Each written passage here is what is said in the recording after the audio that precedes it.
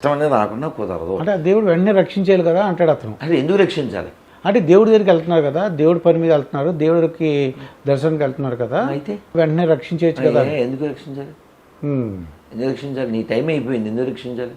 ఓ joke చెప్పనా? Joke కాదు, ఎప్పుడో జరిగింది, పెద్దవాళ్ళు చెప్పిందే, కానీ జోక్లా ఉంటుంది. ఏదో మీటింగ్ జరుగుతుంది, లోపలికి వెళ్తున్నారు, అష్టదిక్పాలకులకి ఏదో మీటింగ్. యముడు వెళ్తున్నాడు లోపలికి. వెళ్తూ అక్కడ ఓ చిలక ఉంటే ఓ నవ్వాడంట. చూసారా, మీకు అర్థమైపోయింది. దాని వంక చూసి అలా నవ్వితే అయిపోయిన టైం అని కదండి. అంతే. గరుత్మంతుడు మరి పక్షుల రాజు కదా, ఆ పక్షి చెప్పింది చిలక అని నవ్వాడు. యమధర్మరాజు గారు కాబట్టి సినిమా అయిపోవచ్చు అంటే నువ్వు కంగారు పడకు తమ్ముడు, నేను ఐ విల్ టేక్ కేర్ అని ఆయన దాన్ని పట్టుకుని ఎక్కడో ఎక్కడో ఎక్కడో ఒక కొండ గుహలో మూల బిలంలో లోపల దాచిపెట్టాం.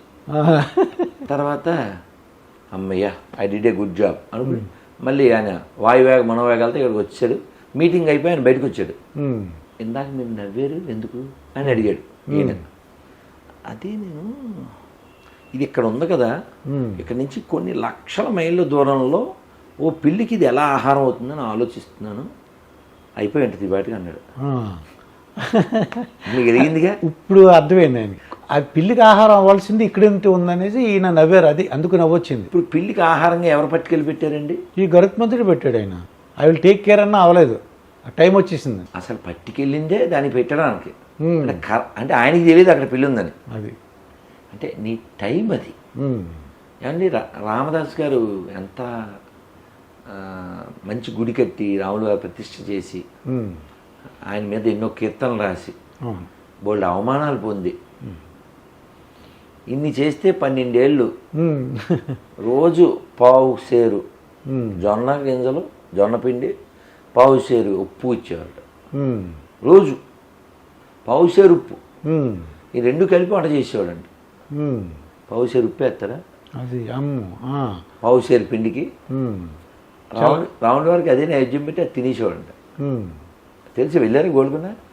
చూసాను. వెళ్ళకపోతే వెళ్ళండి, నేను వెళ్ళాను. పెద్దదే యాక్చువల్గా వాడు తానీష్, అది స్టోర్ హౌస్, అది బియ్యం బస్తాలు అవి పెట్టుకునేవాడు. ఈయన్ని శిక్షించడం కోసం దాన్నే జైల్లో పెట్టాడు. మీకు తెలుసుగా, అక్కడికి వెళ్తే ఆ ఎత్తుగా మెట్లుంటే అబ్బా ఆ గట్టు మీద రాముల వారిని గోడకే చెక్కుకుని ఆయనకే మొక్కుకుని దెబ్బలు తిని ఎన్నో అవమానాలు. ఎన్నాళ్ళు? 12 ఏళ్ళు. మనమైతే ఎప్పుడో పార్టీ మార్చేస్తాం లేదా బాడీ మార్చేస్తాం. అవునండి. అవునా? అవును. మరి రామదాస్ గారు లేదు, అలా నిలబడి ఉన్నాడండి ఆయన. అది ఏదో మధ్యలో కొంచెం పెయిన్ వచ్చి నీ బాబు సొమ్మ, నీ మామగారు సొమ్మ ఏదో డైలాగులు వేసాడు. వేసి మళ్ళీ అమ్మ కొంచెం నువ్వన్నా చెప్పమ్మా మీ ఆయనకి అని అలా రాముడినే నమ్మి నమ్మి ఉన్నాడు. అందుకే మాట్లాడుతున్నావు. అవును. పార్టీ మార్చితే మాట్లాడదాం గొర్రెలాగా. అవును. రీసెంట్ గా రామ మందిరం కట్టారు. ఏమంటారంటే వీళ్ళంటే చాలా మంది, కొంతమంది అంటే మోడీకి ఎగ్నెస్ట్ ఉన్నవాళ్ళు. ఒక వ్యక్తికి ఎగ్నెస్ట్గా ఉండడం వేరు, ఒక దేశానికి ధర్మానికి వ్యతిరేకంగా ఉండడం వేరు. వీళ్ళు ఎవరు అంటే ఇప్పుడు వాడికి ఆకలిస్తుందండి, మీరు అన్నం పెడుతున్నారు సార్, వీడు కామెడీ చేస్తాడు, ఈ దుర్గాప్రసాద్ బిల్డప్ కోసం పెడుతున్నాడు అంటాడు. ఈడేం పెట్టాడు, పనికి మాట్లాడు, ఇటు గ్లాసు నీళ్ళు ఎవడు ఫ్రీ కదా. కామెంట్ బెవర్స్ ఎంత చెప్పాడు కదా, బెవర్స్ కామెంట్ అంతే. అది ఆయన అన్నం పెడుతున్నాడుగా, పోని ఫోటోకే పెట్టాడు, ఫోటో కోసమే పెట్టాడు. అయితే అన్నం పెట్టాడు, వాడు ఆకలి తెచ్చాడా? ఈడ ఏ నీళ్ళు కూడా ఎవడో కామెడీ చేస్తాడు. అది మీకు అర్థమైంది ఉండాలి. ఇంకా చెప్పనా? మీ క్వశ్చన్ చెప్పండి. పోనీ ఇప్పుడు అది నాకు అర్థమైంది. అమ్మ పెట్టదో అడుక్కొని ఉదయం, అది అనమాట ఆ బ్యాచ్. అది వాడు గుడి కడతాడా? పోనీ మీకు అర్థమయ్యేలా చెప్తా.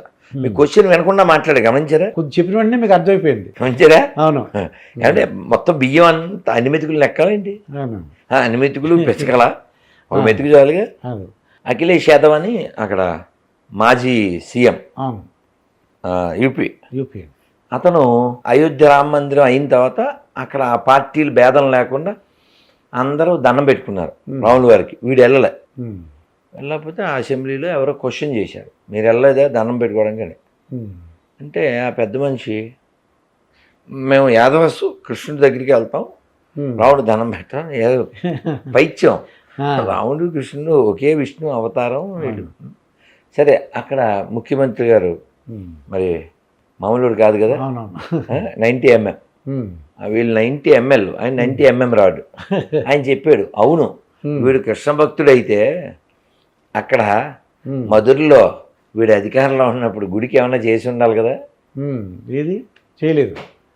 వీళ్ళు నికృష్టులు, వీళ్ళు ఏం కృష్ణ భక్తులు కాదు, వీళ్ళు ధర్మ వ్యతిరేకులు.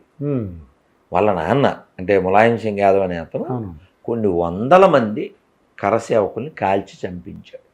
అయోధ్య రామమందిరం ఎలాగైతే నిర్మించబడిందో అలాగే జ్ఞానవాపి అని ఉందటండి వారణాసిలో. అక్కడ ఇప్పుడు మాస్క్ ఉంది, వెనక కింద ఇది ఉంది, శివాలయం ఉంది, శివలింగం దొరికిందిగా, కన్ఫర్మ్ దొరికింది, కనపడింది, చెక్కుడు అంతా. ఇంకేంటి అనండి. అంటే అలాగే కట్టాలంటారు, ఇది కూడా ఇప్పుడు కట్టాలంటారు. మళ్ళీ కోర్టుకి వెళ్ళటమో ఏదో చేయాలన్నమాట. వీళ్ళు కోర్టుకి వెళ్ళారు సార్. ఇప్పుడు కుర్చీ బాగుందిగా, కుర్చీ బాగుంది. మీరు దాదాపు 2 hours 3 hours కుర్చీలో కూర్చున్నారు అనుకోండి. ఇప్పుడు మీరు 3 వచ్చారు కాబట్టి నెమ్మదిగా కుర్చీ పట్టుకుపోయే ప్రయత్నం చేస్తారా ఏంటి? చేస్తారా? అది చేయం కదండి. ఒకవేళ ఆయన అదేంటండి అంటే ఏంటి, మేము 3 hours నుంచి కూర్చున్నాం మాదే అని అన్నారు అనుకోండి, ఆ ఇంటి ఆయన తన బలం చూపించాలి వద్దా? బలం చూపించాలండి. ఓకే, ఇప్పుడు అర్థమైంది నాకు ఇది. థ్యాంక్స్. వాడికి అర్థమైంది, మీకెందుకు అర్థం? ఇంకేంటి, నాకు ఒక ధర్మ సందేహం ఉందండి. దేవుడు ఉన్నారు అంటుంటారు కదా, ఉన్నారు, ఆయనకి చాలా మహిమలు ఉన్నాయి అంటే చాలామంది అనుకునే విషయాలు మాట అండి. నేను మీకు మీ దృష్టి తెచ్చి మీరు ఏం చెప్తారని నేను చెప్తున్నాను. ఏంటంటే దేవుడిలాగా మంత్రజాత కానీ మహిమచేత కానీ అందరికీ మంచి బుద్ధి ఉండేలాగా, అందరూ సకల సౌకర్యాలు ఉండేలాగా, అందరూ సంతోషంలో ఉండేలాగా చేసేయచ్చు కదా. ఈ బాధలు రోగాలు ఇవన్నీ ఏంటని కొంతమంది అంటుంటే నేను విన్నానండి. చాలా మంది అడిగేస్తారు కదా, అందుకని విని నీరసం వస్తుంది సార్. ఇవన్నీ యాక్చువల్ ఓల్డ్ క్వశ్చన్, కొత్తదే. అవును, మాకేమో రిపీటెడ్ అయిపోయి బోర్ కొట్టేస్తుంది. వీళ్ళు ఏం చదవరు సార్, ఈ క్వశ్చన్ వేస్తారా, వీళ్ళు ఏం చదవరు, ఏం వినరు. ఎవరైతే వేసారు ఇలాగా వాళ్ళ మైండ్లో ఏదో వస్తే ఆ ఊహంతా అల్లేస్తారు. వాస్తవం ఏంటంటే, కానీ నన్ను మాత్రం దాంట్లో కలపకండి, వాళ్ళ తరపున నేను అడుగుతున్నాను. నేను మిమ్మల్ని అంటలేదు. ఈ లోకానికి ఓ పేరు పెట్టాడు కృష్ణుడు భగవద్గీతలో, ఇతి దుఃఖాలయం అశాశ్వతం. అంటే ఏంటి అంటే బాధలో కానీ సంతోషం కానీ అది శాశ్వతం కాదన్నట్టుగా నాకు అర్థమైంది. ఇతి దిస్ ప్లేస్, దుఃఖం మిజరీ, ఆలయం this place is meant only for misery and అశాశ్వతం, నాట్ పర్మనెంట్. దేనికి పేరు పెట్టాడు? ఈ లోకానికి పేరు పెట్టాడు. You are 60+, maybe you are 20+. అందరూ మనుషులమే, కానీ ఏజ్ డిఫరెంట్ ఉందిగా.